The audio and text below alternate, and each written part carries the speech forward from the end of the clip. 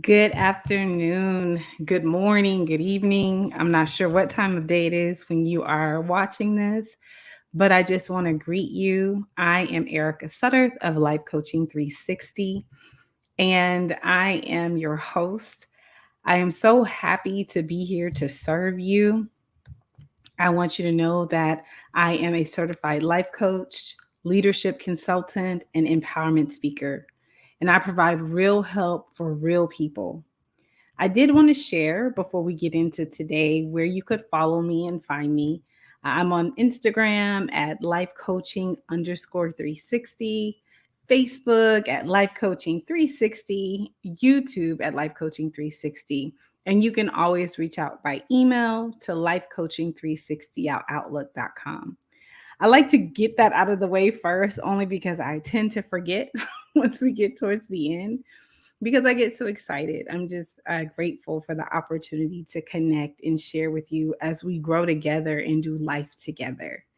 Today, we are going to talk about flourishing in chaos. Chaos. It's a state of utter confusion. And I think many of us have found ourselves there and or we're there now. But in the midst of chaos, I want to affirm you that you can flourish. Flourish means to thrive. Now, the reality is we don't always have control of situations and circumstances that we encounter, but we do get a chance to decide and choose how we will navigate those situations. This then allows us, depending on our choice, to elevate ourselves and to navigate amid the chaos. So, I'm going to get a little personal with you. And again, many of you can probably relate to this. But being in a corporate environment and working around wonderful leaders and going through seasons of change, one of the things I encourage us all is to become a change agent. So that way you can support and encourage others because we all know change is hard. But recently I encountered, it was a crazy, busy week for me and even for one of my co-parts who I get to partner with internally.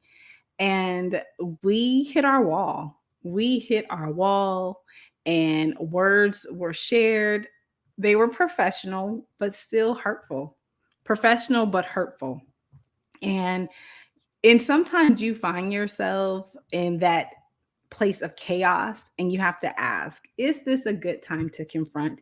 Some people are not confrontational, of course, and confrontation does not always mean a bad thing or a negative thing. It's all about perspective and attitude. So, of course, in everything, we want to keep a positive attitude. And so, in this space, we exchange words through email, very professional, but triggering. And for me, I was the one who sent the email.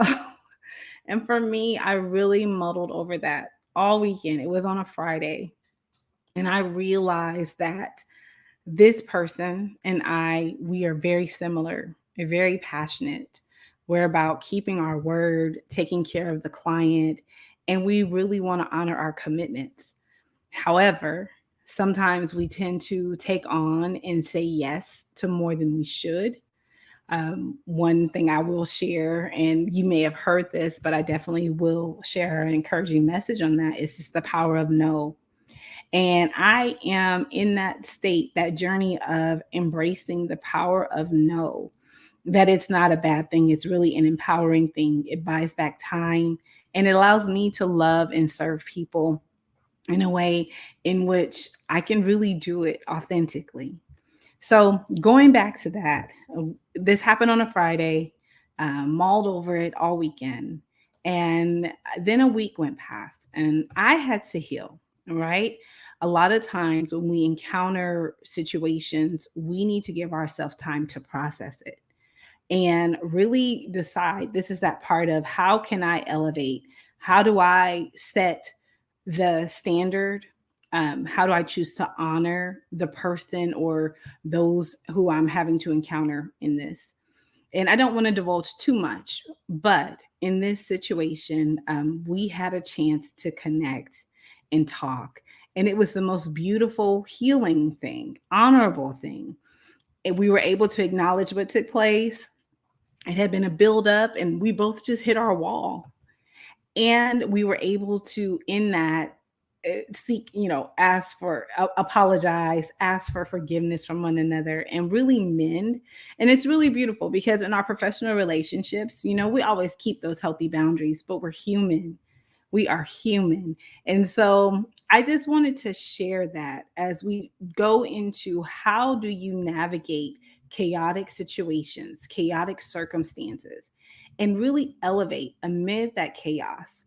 Because you can really be a leader in that where other people will see you and feel inspired and want to know, okay, how are you making it in this? And you can affirm them, encourage them, and they will follow your lead. So you get to set the tone and be what I like to call that change agent. So, what do you do when you find yourself in a chaotic situation? First, I encourage you take a moment and breathe. Breathe. Because sometimes we will stop breathing. The stress will hold us so tight, or we're not even breathing. We're not really thinking clearly. And we don't want to react in our emotions. Sometimes it happens, and when it does, take ownership, make it right. But moving forward, again, take that time, breathe, and process what is happening. Process what's happening around you. What's the changes that are taking place that are creating this sense of utter confusion? And how in this situation can you be a positive part of it? And that will look different. And the second part to that is consider your power move. So you've taken that deep breath, you've given yourself some time to just reassess and gather yourself, and you assess what's going on not only outside of you but inside. And now you consider your power move. You can leave, you can deflate, or you can elevate. And these three options, again, it's a power move. To leave means I recognize that in this moment, in this space, it's not healthy for me. It's not healthy for whomever I'm having to encounter. So it might be best that I take a 10, or I give myself the rest of the day. Let me gather myself. So that takes courage, because we have the tendency to say, oh, well, I'm not going to run away from that. But it's not a running away. It's making an intentional decision to say, I think I can better assess this when I give myself a moment or a day and collect my thoughts and then come back and address or figure out how can I fix this or how can I make a difference in this situation. Deflate. Sometimes be willing to take a few steps back, even if you might be right, even if your suggestions you feel like that is the solution of the day, but nobody wants to hear it. They're not ready to receive it. Deflate, step back. We like to say humble out. And again, that's not a defeatist mentality. Like, that takes courage. That takes emotional intelligence to say, you know what? If I add my energy to this energy, this is not going to be good. So let me step back. Let me take a few moments and see what can I do in this? How can I navigate this, especially if there's tension, to alleviate or at least not add more fuel to the fire. And as I stated, elevate. Elevate says, okay, here we are. I've assessed this. What do we need to do?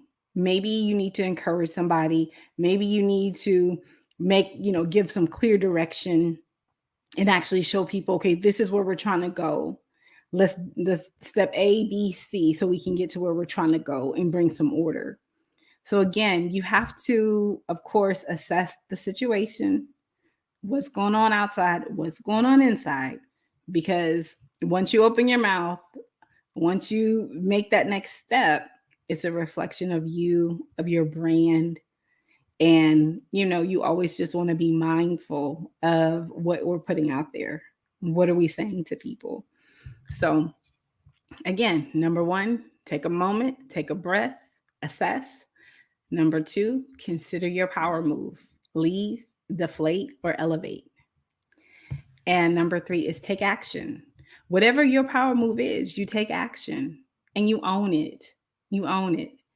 And then you give yourself that space to say, okay, this is what I'm doing. Whether I'm going to leave and I'll give myself 48 hours to regroup, regather, and see how I can come and be effective, or I'm going to deflate. I'm going to step back. I'll give space, but still give yourself a chance to assess and address if things need to be addressed, or how you will move forward and navigate in those relationships, whether it's professional, family, whatever. And again, elevate. If your action move is to elevate, then you do that and you be that change. You be that one that inspires others to be like, okay, let me get it together. He or she, they got it. Let me get it together. Let me follow their example. I hope that in some way this definitely not only just encourages you, but that it gives you real tools, real resources to help you in your daily life. Again, we're in that season of change. We're going into the fourth quarter of the year, and there's so much that can be on our plate, but we can elevate above it. It doesn't have to consume us. I want to thank you for joining me today. I hope this message has empowered and equipped you with the tools that you need to navigate in your next chaotic encounter. That way you navigate with stride. And in the words of Sun Tzu, in the midst of chaos, there is always opportunity. Thank you for your time. Have a wonderful day. And I look forward to seeing you again soon.